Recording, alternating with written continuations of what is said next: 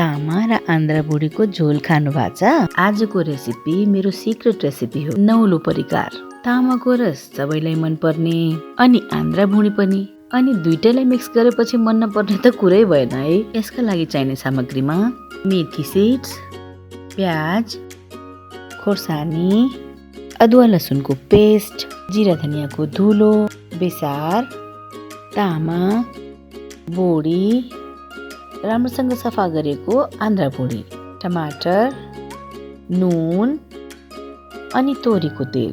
सबैभन्दा पहिला एउटा फ्राई प्यानमा थोरै तोरीको तेल हाल्ने र तामालाई फ्राई गर्ने।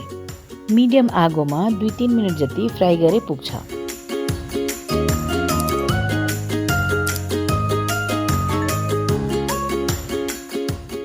तामा फ्राई भइसकेपछि मैले अर्को प्रेसर कुकर बसालेँ र बाँकी भएको तोरीको तेल त्यसमा हालेर तताएँ। तेल तातिसकेपछि त्यसमा मेथी फुराउने र प्याज हालेर फ्राई गर्ने।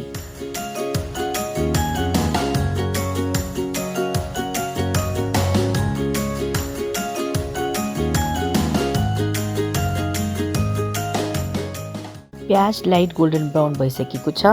अब मैले यसमा राम्रोसँग पखालेको र सानो सानो टुक्रा पारेको आन्द्रा बुढी हालेँ। यसलाई 5-7 मिनट जति चलाउँदै भुट्नुपर्छ।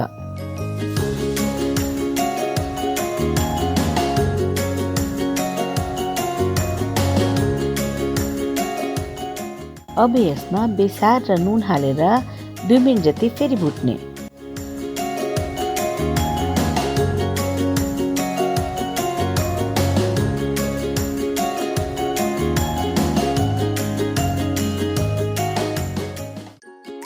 दुई मिनट जति भुटिसकेपछि मैले यसमा जिरा धनियाँको धुलो हालेँ र खोर्सानीको धुलो पनि हालेर फेरि 2-3 मिनट जति राम्ररी भुटेँ।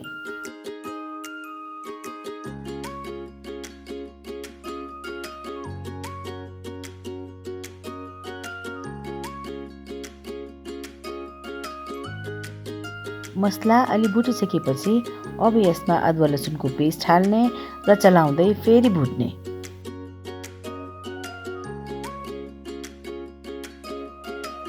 चार 5 मिनट जति लो मिडियम आगोमा यसलाई भुटिसकेपछि अब यसमा रातभरि सोक गरेर राखेको बोडी हाल्ने।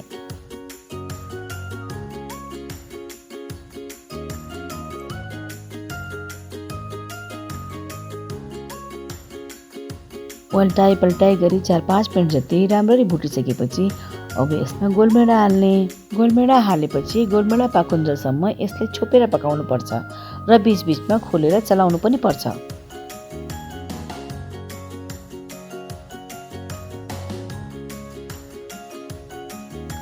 आन्द्रा बुढी राम्ररी भुटिसकेको छ।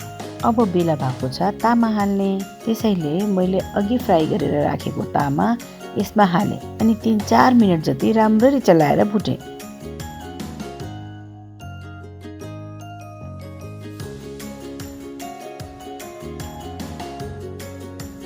हेर्नुहोस् त यतिको भएको छ।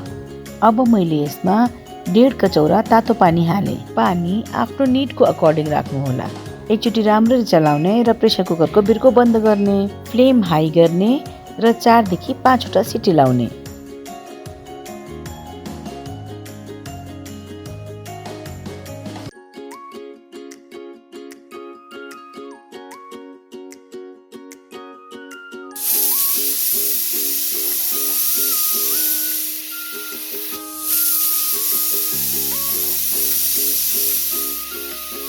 पाँचवटा सिटी लागिसकेपछि मैले ग्यास निभाएँ र बिर्को खोलेर हेरेँ। आन्द्रा बुढी र तामाको झोल रेडी छ। अब मैले यसलाई डिस आउट गरेँ। यो रेसिपी एकदमै मिठो छ। एकचोटि ट्राई चाहिँ गर्नु होला है।